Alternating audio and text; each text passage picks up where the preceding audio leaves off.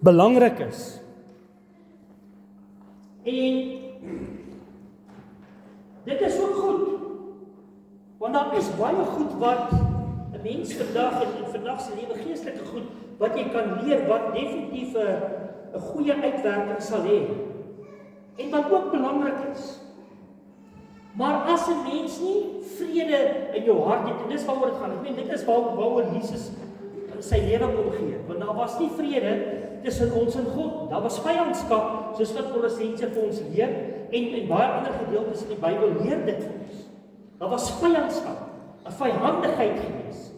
En ek het al van hierdie kant af gesê, as ek daai gedeelte in Kolossense lees, ek sinner eintlik om te dink daar was 'n tyd toe ek God ook vyhandig gesind was, in die sin van dat ek nie vir hom geleef het nie, my eie ding gedoen het. Toe was ek en jy eintlik op 'n verskriklike, gevaarlike plek in ons lewens.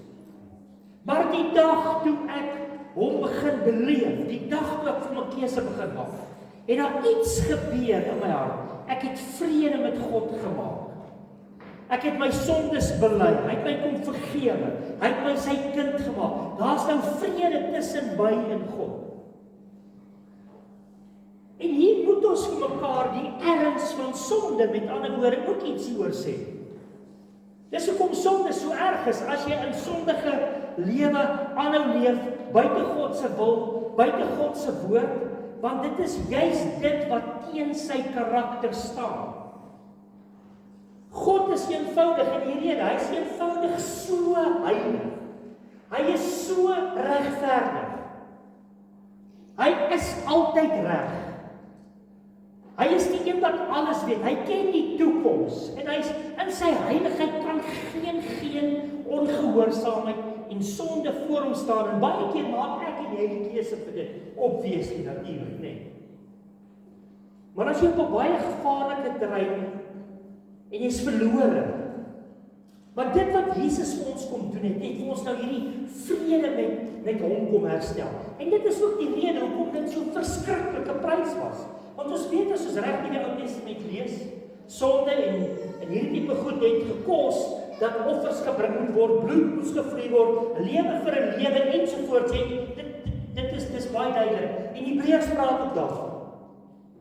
Daarom het Jesus hierdie verskriklike dood kom sterf. En God het eintlik sy wraak op sy seun laat afkom, sodat ons gered kan word. Daai prys wat hy betaal het, met sy eie bloed, nie met goud en silwer nie, jy is nie met sulke goed gekoop nie, jy is met lewe gekoop, met Jesus se lewe. Dis hoekom Jesus vandag die plek het voor elke plekke in die hemel aan God die Vader se regterhand. Hy is die gesag oor elke gesag en mag volgens Efesiërs. Hy het die naam oor elke naam as gevolg van die prys en al wat ek en jy doen is ons aanvaar.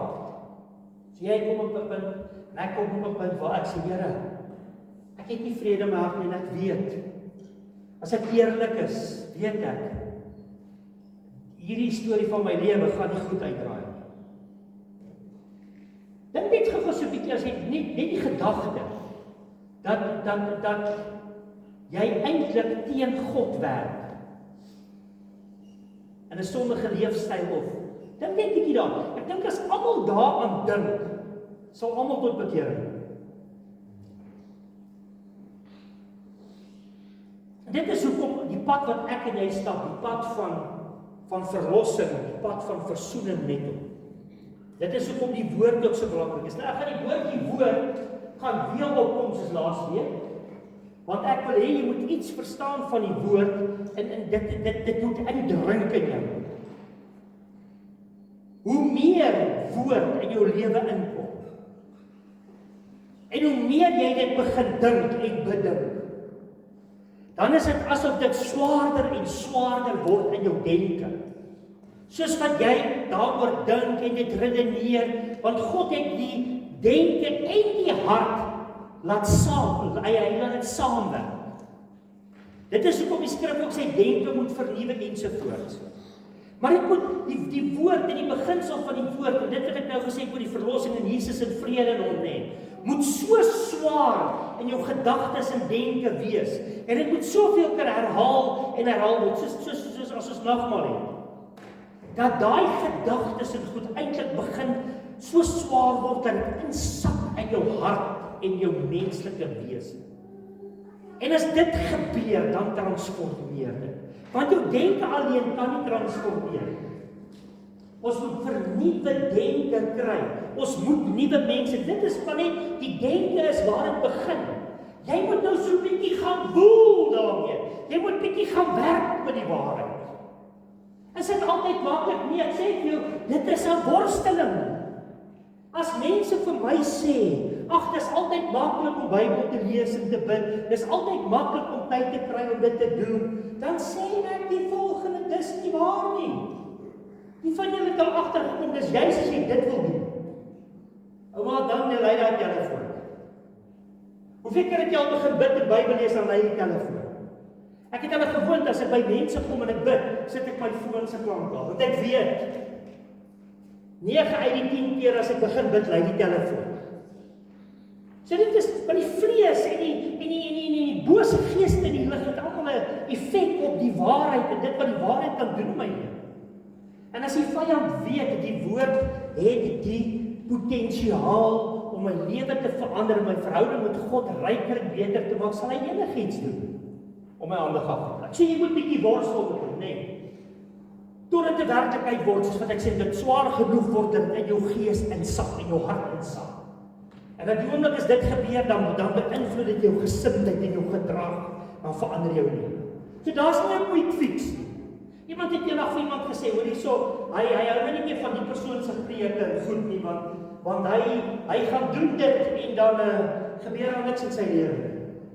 Die persoon sê maar okay, goed, waarvan praat jy? Nee, hy noem toe die spesifieke woord en jy sê vir hoor hierso, maar weet jy wat, dit waaroor ons gepraat het is 'n leeftydstorie hoor, daar's nie 'n quick fix nie. 'n Verhouding ook, daar's geen quick fix, 'n vinnige herstel of 'n vinnige iets in enige verhouding, dit vat tyd. Dis hoekom bome, vrugte, seisoene, dit vat tyd. Daar's niks wat sommer net in 'n week gebeur. Jy plant nie die mielie vandag en môre oes jy. Daar's 'n tyd wat verloop. En so werk dit met die woord ook. Dit groei in jou. Dis hoekom dit op die vrug van die gees, dis iets wat groei en verbeter. Dis hoekom ons nie die dag as ons Jesus aanneem is ons onmiddellik soos Jesus. Dan begin die proses om soos hy te word. Jy sien, en dit is hier waar ek dink ons baie keer bietjie misvat en waar ons natuurlik die woord, die W-O-O-R, is die oor om te hoor, maar ook te luister. Jy weet daai, ons het 'n gedeelte gehad in ek dink dit was Psalm 40 wat sê Here, ou vertaling, grawe vir my ore. Nuwe Lewende Vertaling, stel my in staat om te hoor. Met ander woorde te luister. Die skrif sê ook jy moet hoor en doen, né? Daai hoor, die doen gedeelte, dit is as jy regtig geluister het, want as jy geluister het, wat jy doen. So dan moet dit 'n praktiese ding word, dit moet gedoen word, en dan kom die deurbrake, want die logos word nou rema. So wat het nou gebeur? Dit presies wat jou sê, hierdie hele storie werk deur tot dit 'n werklikheid word. Nou, met Pinkster hierdie jaar, en met Paasfees, eers Paasfees, dink ek die Here se doel met ons, is dat ons hierdie vrede, wat die woord vir ons bewerk, wat hy vir ons werk. Laasweek het ek vir jou gesê, Jesus sê in Johannes 14:27, my vrede laat ek vir jou na, nie soos wat die wêreld gee nie, maar hy gee vir ons sy vrede. En hierdie vrede moet 'n werklikheid word. Hierdie werklikheid gaan nie oornag plaasvind nie. Jy en ek gaan oor hierdie Paastyd bietjie kou en dink en grawe en delf in die woord en vrede tot dit manifesteer as 'n werklikheid, as 'n vrug. As jy begin bid, Here gee my meer geduld, moet jy weet, daar gaan situasies op jou pad kom waar die Here jou geduld gaan leer. So partykeer moet 'n mens bietjie versigtig wees wat jy bid, hè. Maar ons het dit nodig om te bid, ons het nodig om bietjie te worstel, ons het nodig om die lesse deur te kom. Want hy sê, ook alles, soos wat hy sê in Hebreërs, is deel van God se opvoedingsprogram vir ons. En hy leer ons deur alles. En baie keer het jy op die beste geleer ken die dag, toe dit nie so goed gegaan het met jou. Nou ek gaan vir jou Handelinge voordat ons dit doen.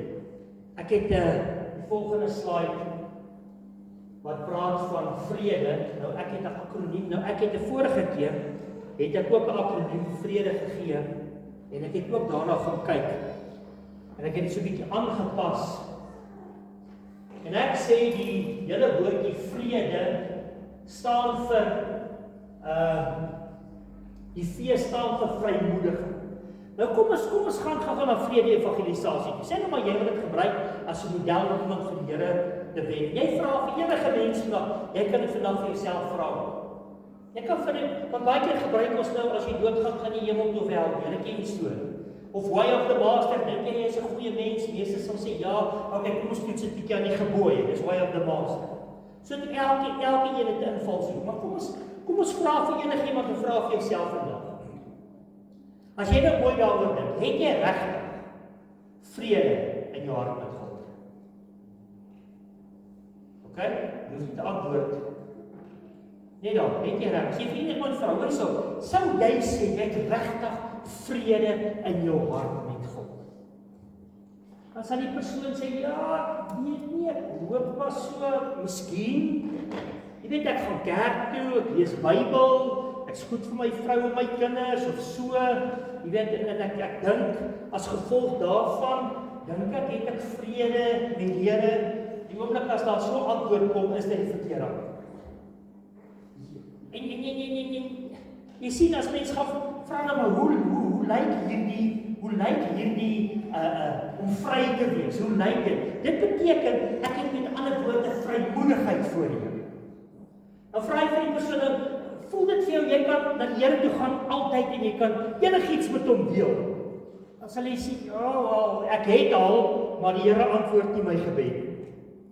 Of nee, ek is nou nie heeltemal seker. Jy sien, as mense sulke antwoorde gee, kan jy weet, hulle is nog nie regtig, hulle het nog nie regtig vrede nie. Hulle het nog nie iets van daai, ek is vry beleef. Ek is vry, ek het vrymoedigheid voor die Here. As iemand dit vir jou kan sê, kan jy weet hy's gered.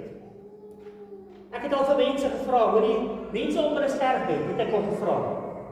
As jy okay om te gaan, dan kyk hulle my, dan sê hulle, ek is reg.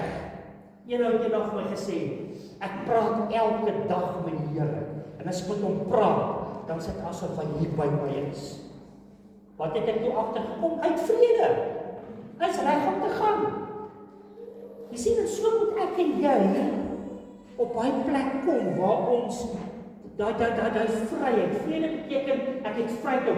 Hoe gebeur dit? Ek is reg met God. Met ander woorde, dis wat vir die R staan. Ek is reg met die Here. My saak met hom is reg. Dis uitgesorteer. Ek het sy vergifnis ten volle aanvaar. Dis waarmee ons gekonfronteer word in Paastyd. Aanvaar jy dit wat hy gedoen het ten volle, elke stukkie daarvan. So daai hele kwessie van hoe kan dit begin? Dit begin deur eenvoudig reg te maak, vergifnis te kry en dan die om dit regtig te erken. Erken ons raak bewus hiervan.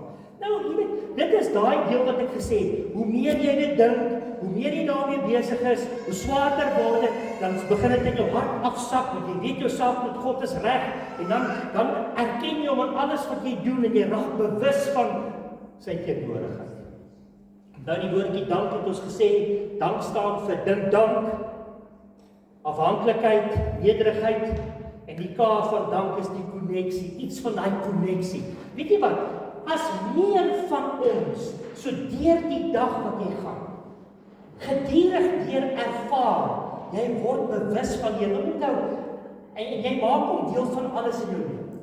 So as jy begin deel maak daarvan, en jy kan nie ervaar hoe, ek ervaar nie die Here is met my. Dis waarheen ons werk. Nie met slim goed of snaakse goed, dit is eenvoudig soos 'n verhouding ook. Jy jou geliefde. Ek weet net die feit dat jy weet sy's lief vir jou en sy weet hy's lief vir jou en jy dis net daai koneksie. Net daai diep wete. Jy sien dit is wat vrede vir ons bring. En dan natuurlik daar sal denke moet wees. Hierdie denke wat nou vernuwe. Dit vernuwe, jy begin anders dink oor goed. En jy gee vir dit kans, jy gee dit uit 'n kans om 'n bietjie wortel te skiet, nê. En dit maak die verskil in ou se lewe. En dan het ek ook vir jou daarby gesit in ewigheid. Dit gaan oor die ewigheid. As jy nie vrede met die Here het nie, wil ek vir jou sê, dink ek, gaan jy ook nie die ewigheid sien. Want het jy nog nie gewerk met sonde nie, jy het nog nie by vergifnis verbygekom nie, jy het nog nie erken en aanvaar wie Jesus is en wat hy gedoen het nie, so dan is daar nie vir jou 'n kans. So daai vrede, die van die laaste het hierdie ewigheids iets. Ek dink amper is Kolossense 3 vers 10. Ek dink dis hy, ek gaan gou vir jou lees. Hoor wat sê Kolossense 3. Dis net iets wat so vinnig by my opkom met ek gou vir jou lees. Kolossense 3 vers 10. Hy sê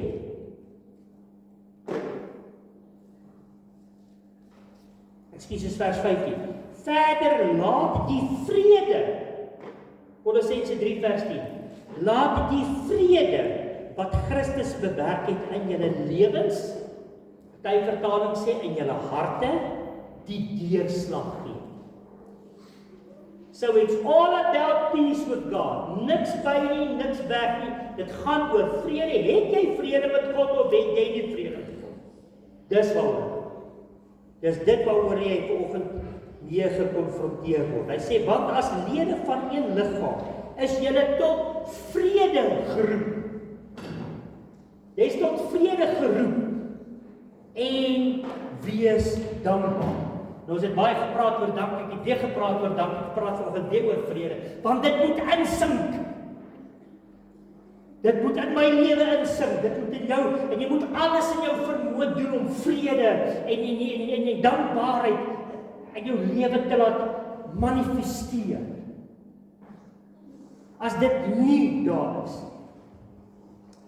dan dink ek, is jy op 'n baie moeilike plek in jou lewe.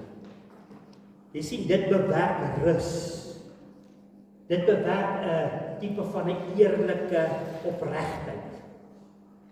En 'n baie mooi vergelyking wat ek gesien het eendag is die persoon sê dis soos die see. Daar op die oop water. Die wind kan waai en die golwe kan slaan. En dit kan so 'n bietjie nie, dan kan weerlig wees, dan kan reën wees. Maar as jy daar in die diep water begin afduik, hoe dieper jy gaan, hoe rustiger word. Dis 'n gewoel daarbo. Dit is ons lewens is ook so. Dinge is hof en onbeskof om ons. En dinge gebeur en daar's oorlog en daar's al hierdie goed wat plaasvind en daar's back and close hier, en daar's baie keer droogte en daar's verspoelings en daar's hierdie goed hier op die surface wat verwoestend te kere gaan. Maar as jy vrede met God het, dan is dit soos 'n diepte in hom het, diepte in sy woord het, kans kan in die woord diep insak in jou lewe. Dan is dit soos daai rustigheid by die diep water. Daar's die golwe wat jou verwoes daar. Daar's die wind daar's die weerlig wat jou daarby kom. Dis net eenvoudig daai diep innerlike innige vrede wat jy het. Sien en ek dink die meeste mense vandag sal sê ek soek dit. Jy weet jy kry partykeer mense wat so besig raak en ons weet die jare is al klaar besig om daar klip en dan sê sy al wat ek soek pastoor is 'n eiland met een klip en 'n boom. Wil net so 'n bietjie daar gaan sit en 'n bietjie by myself uit. As ons op die punt kom waar ons dit begin soek, dan sit amper soos die gelykenis van die saaier ook. Die saad wat op die pad val. Wat nooit onder die surface kom. Ek gaan weer 'n bietjie aan die see en die golf. Hy lê net bo, voels kom pik dit op. Daai saad wat daar tussen die klippe val, hulle groot probleem was, die skrif sê, omdat die grond nie diep was, vinnig opgekom, vinnig doodgekom. Die saad wat tussen die dorings val, het wel opgekom. Maar dinge het begin druk, begin moeilik maak, omstandighede. Maar die saad wat in die goeie grond wat mooi diep geploeg is. Jy sien ons moet ons persepsies oor goed reg kry. Ek dink die Here wil hê ons moenie haastig wees. Nou 5 minute gebed beteken natuurlik iets. Want baie keer bid ouens so 5 minute oop en dit is op maar hulle mis die punt. Maar as jy ten minste vir 5 minute bid, help dit. Iemand het eendag gesê 'n boer wat op 'n trekker sit en hy bid sommer hierso so tipe, ons praat mens van 'n skietgebedjie. Jy het gehoor van skietgebedjies. Hy gee so skietgebedjie, Here help my om reguit te ploeg. Toe sê die ou, hy sê die Here sal nie daai gebed beantwoord nie, maar die Bybel sê as jy bid, moet jy in jou binnekamer gaan en dan moet jy die Here daar. Dis ek weet jy wat, of in die binnekamer is of die skietgebedjie is, maak net koneksie. Maak jou koneksie. Maar moet jouself nie flou sien. Here, soek ook daai keer wat jy so 'n bietjie tyd spandeer en so 'n bietjie dieper gaan in sy woord. Handelinge 10 vers 36, dis waar ek wil uitkom vanoggend. In Handelinge 10 kom Petrus. Die Here stuur hom met 'n spesiale missie na Kornelius. Ons weet Kornelius het gebid. Kornelius was 'n heiden, hy was nie 'n Jood nie. En hy engel sê jy gaan kry daai ou. Sy naam is Simon. Hy bly by 'n ander Simon wat 'n leerlooier is daar by die see. Gaan na hom toe. Hy sal vir julle sê, hy moet kom en vir ons sê wat die Here sê. Nou hoor wat sê, ek lees van vers 34 af. Opskrif in die Nuwe Lewende Vertaling is: Petrus verkondig die goeie nuus aan Kornelius en sy mense. Vers 34 sê: Toe antwoord Petrus: Waarlik, ek begryp nou eers dat God nie sekere mense bo ander voortrek nie. Hoe het hy agtergekom? Onthou, daar 'n doek hy was honger. Toe kom daar 'n doek. Hy sien hier die gesig van 'n doek uit die hemel met allerlei diere, reptiele, voëls en alles. En die Here sê: Slag en eet. Petrus sê: Daar's nie 'n manier. Ek het my mond nooit aan enigiets onrein gesê nie. En weer 'n keer, dit gebeur 'n tweede keer en dit gebeur 'n derde keer. En hy probeer nog agterkom want hy was in 'n geestesvervoering. Waaroor gaan die goed en toe sê die Here vir hom: Dan gaan manne kom gaan saam met hom. So Petrus sê hy het agtergekom, God trek niemand voor nie. Want op hierdie stadium was dit nog 'n kwessie van die Jode wat die Jode moet uitgekom word. Petrus was spesifiek geroep vir dit. Maar hier gebruik die Here om die ding te begin in die heidene, by die heidene. Hy sê in vers 35: In enige volk neem hy die mense aan wat vir hom ontzag het. Hoekom het God met Kornelius gepraat? As jy gaan kyk in vers 22, dan word daar gepraat van Kornelius omdat hy ontzag vir die Here gehad het.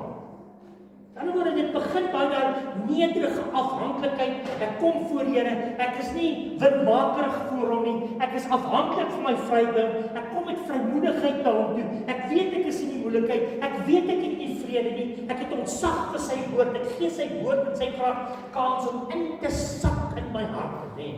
Ontzag vir hom. Hy sê in enige volk neem hy die mense aan wat vir hom ontzag het en doen wat reg is. Goeie werke het 'n plek, hoor.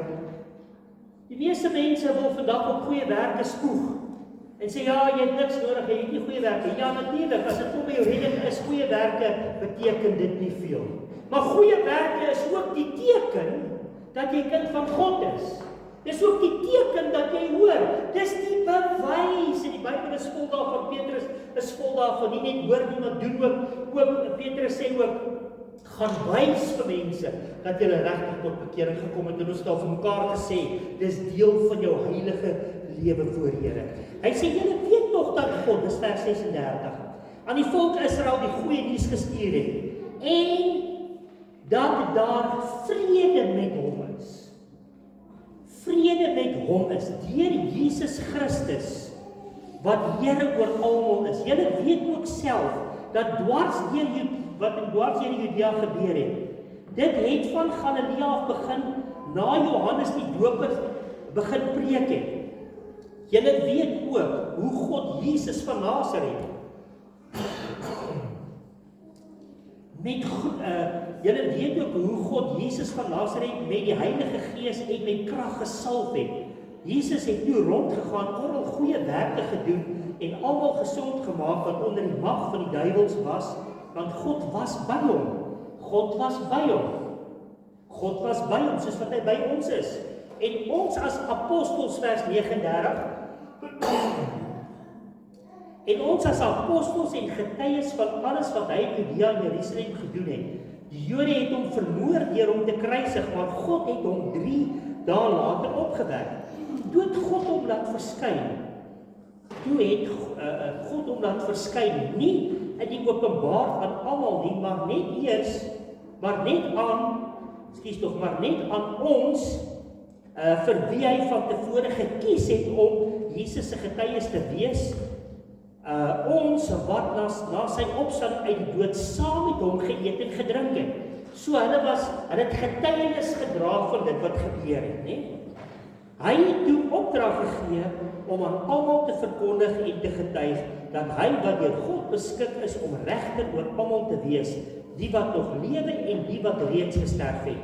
Van hom getuig al die profete, dat elkeen wat in hom glo vergewing van sondes deur sy naam sal ontvang. So jy sien die storie van vergifnis, sodat jy kan reg wees met God, sodat die vrede wat alle verstand te bowe gaan, jou deel kan word en jou lewe kan word. 2 Petrus 3 vers 14. Ek wil hom ook vir jou lees. 2 Petrus 3 vers 14 sê, 2 Petrus 3:14.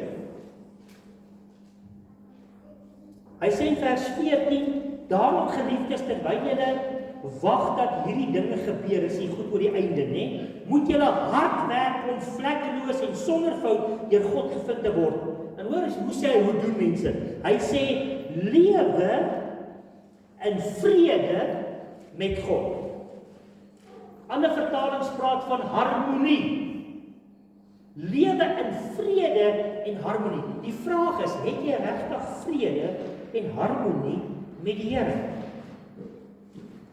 Ek onthou toe ek lank terug oor vrede begin preek het ek 'n paar goed vir jou gesê. Ek het vir jou gesê, God is die bron, deur Jesus Christus en die Heilige Gees. Onthou die gawes, die vrug van die Gees is liefde, vrede, vreugde, vriendelikheid, goedheid, getrouheid, geduld, sagmoedigheid en selfbeheersing. Vrede is 'n vrug. 'n vrug gebeur nie net sommer nie. Dit vorm. En is absoluut deel van liefde. Die vrug van die Gees is soos 'n lemoen, so middeldeursny. Het hy selle. Hy het selle. Die skyfies. Die lemoen self is liefde. En elkeen van hierdie skyfies is iets: vrede, vreugde, vriendelikheid, goedheid, getrouheid. Het is interessant dat vrede die eerste een is wat genoem word. Ons het vanoggend gesing van die vrede van die Here. Ons spreek die seën uit, die vrede. Hy sien jou raak, hy is vir jou lief, hy is jou goedgesind en hy gee vir jou voorspoed, hy gee vir jou vrede. Kan jy sien hoekom ek en jy dit absoluut kan gebruik as iemand vir die Here wil wen? As ons evangelisasie doen. En nou kan ek en jy gaan, en nou kan ons dit gaan leef. Daarvoor staan vir dit. Hy sê in elk geval in 2 Korintiërs 13, as jy gaan gesoen toe wil blaai. Hy sê in 2 Korintiërs 13 vers 11, sê hy die volgende. Laaste hoofstuk van 2 Korintiërs, hy sê vers 11, verder broers en susters, wees bly, ruk julle reg, aanvaar vermaning. Oh my goodness gracious me. Hy sê, kom reg man, Partykeer moet ons mekaar so 'n bietjie vermaan ook, aan natuurlike liefde. Wees eensgesind, dan sê hy, leef in vrede. En God van liefde en vrede sal by julle bly. Die God van liefde, dankie, die God van liefde en vrede sal by julle bly. So hier sien ons weer hoe die vrede wat die Here vir ons gee so belangrik is. Baie keer as Jesus met sy disippels, al daar sy opstanding, as Jesus met sy disippels by hulle kom, dan sê hy, eers wat hy vir hulle sê is, vrede vir julle. Wat het die engel gesê oor Jesus? Die wat vrede sal bring. Wat het hy gesê toe hy verskyn? Vrede vir julle. Wat sou sy koms beteken? Vrede op aarde. Dan sê hy sê, maar nou wat van die gedeelte waar Jesus gesê, ek het nie gekom om vrede te bring. Dis nie dat Jesus gekom het om moeilikheid te maak nie, maar dit was, hy het reeds gesê, wat die gevolg daarvan sal wees. Mense sal dit nie aanvaar nie, en in families waar vrede wel aanvaar word, het jy al agtergekom, hoe vyandig mense teenoor jou kan wees. In families waar ander gode gedien word en mense skielik tot bekering kom, daai ouens word uitgejaag, hulle word uitgewerk, hulle word selfs doodgemaak partykeer. Onthou jy die dag toe jy happy clappy geword het en oupa was die hoofouderling in die Hengelike Kerk? Dis gelukkig baie jare terug, nie net gebeur nou nog. Dan's boetie of sussie sommer onterf. Dit het gebeur. Daar was 'n tyd waar daar neergesien was op mense wat die vrededraers was. En dit gebeur vandag nog. Ek begin afsluit. Met ander woorde, vra vir jouself, het jy vrede met God? Hoe sal hierdie vrede lyk? Jy het vrymoedigheid en is nie skaam of bang om hom te nader. As jy dalk skaam of bang is, wat moet jy doen? Maak reg. Maak reg met hom. Kry vergifnis. Erken aan die einde van die dag. Raak bewus van hom in alles wat jy doen. Met Spreuke sê vir ons baie duidelik, erken en vertrou hom met alles. En hy sal jou wat doen? Hy sal jou kwaai gelyk maak, né? As jy hom erken, bewus raak van hom. Erken is, sien net ja, ek erken dit is hy bewus word. Jou denke, en hierso het ek het dit al gesê hierso, dit klink nie altyd baie mooi as ek dit sê nie, maar ek gaan dit vir jou sê, soos wat ek dit vir jou wil sê, kry dit in jou kop. As jy partykeer vir iemand sê, kry dit in jou kop, dan word hulle kwaad vir jou. Nee, nie kwaad word vir my, maar ek sê vir jou, kry dit in jou kop. Kry jou kop reg. Hoe sê ons vir die rugby seuns? Kry jou kop in die game, chopper. Switch on. Dis goed wat ons sê vir die kinders wat ons afrig met rugby. Ook hy afgerig het. Mag die Here ons help oor hierdie Paastyd. Deur 'n paar goed in ons koppe te kry, sodat dit kan afsak in ons harte en gedagtes in ons gees, sodat ons gedrag in ons lewens kan verander. En dit is iets wat oor en oor moet gebeur. Ons weet herhaling is die moeder van wysheid. Herinner jy, Paul Petrus het ook gesê, hy praat oor dan Petrus in ek dink is 2 Petrus, dan sê ek sal julle aanhou herinner aan hierdie. Ek sien dit as my taak om jou te herinner. Herinner mekaar. Gedurig deur dat Jesus leef. Kry jou kop reg. En die hele laaste skrifgedeelte wat ek vir jou lees is 2 Korintiërs 5. 2 Korintiërs 5. 2 Korintiërs 5 lees ons van die belangrikste verse wat jy sekerlik kan lees as dit kom by vrede. Die boodskap van versoening. So vrede is ook om in versoening te kom met God. Dis wat Paul van Romeine 5:1 praat. Want jy gaan al hierdie gedeeltes kry later. Hy sê daar die boodskap Miskien moet ek net eers vir die opskrif lees in die Nuwe Lewende Vertaling. Hy sê die liefde van Christus maak gelowiges sy ambassadeurs. Ons is sy ambassadeurs. Sy vrede ambassadeurs wat versoening en verlossing verkondig. Vers 19 sê die boodskap van versoening bestaan daarin dat God deur Christus die wêreld met homself versoen het en nie die mense se oortredings teen hulle hou nie. Sien jy sy genade? Hierdie boodskap van versoening het hy aan ons opgedra om te gaan verkondig. Ons is vrededraers. Die Bybel praat op 'n paar plekke daarvan. Al die gedeeltes kan jy gaan opsoek bietjie. Hy sê ons tree op as ambassadeurs vir Christus terwyl God deur ons appel aan julle maak. Hier kom die appel. Amper soos wat ek vir jou gesê het, kry dit in jou kop. Hier staan, ons smeek julle ter wille van Christus, kom tot versoening met God. Ek smeek jou vandag ter wille van Christus. Kry vrede in jou hart met God.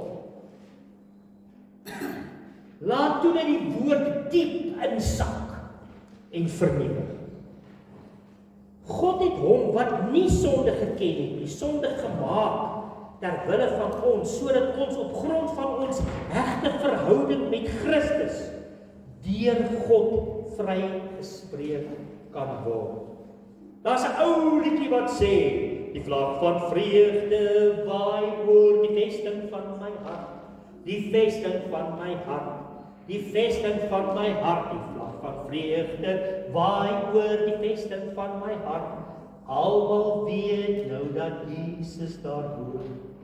Ek gaan net verder. Hy sê, hou dit hoog, laat dit waai, laat die wêreld dit sien, laat die wêreld dit sien, laat die wêreld dit sien. Hou dit hoog, laat dit waai, laat die wêreld dit sien.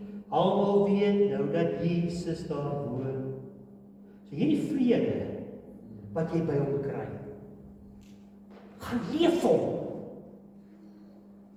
Gaan bedink hom. Kry hom in jou kop. Sê gedurig vir jouself, ek is vry.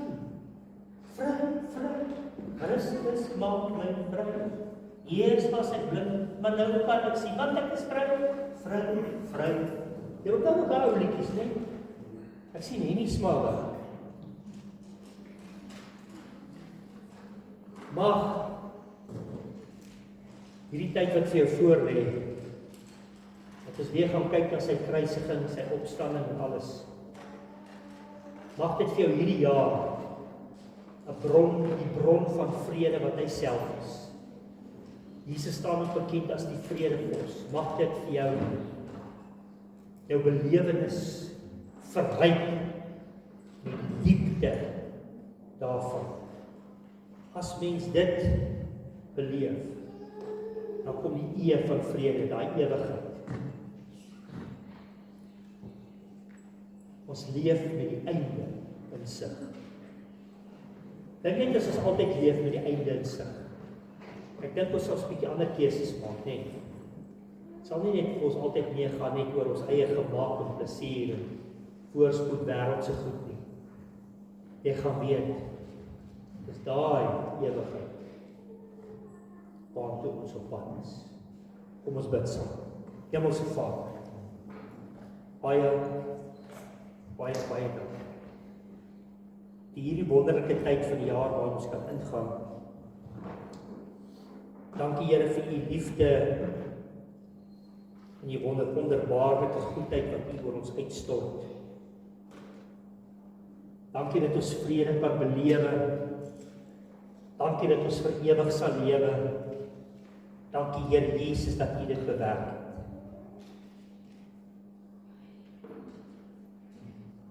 Help ons om Here oor hierdie Paastyd gedurig weer daarop te dink. Mag dit ons absoluut herskep en nuut maak in die kosbare naam. Kom ons praat nog so 'n paar oomblikke met hom, net daar waar jy sit. Oë is gesluit, praat bietjie met die Here.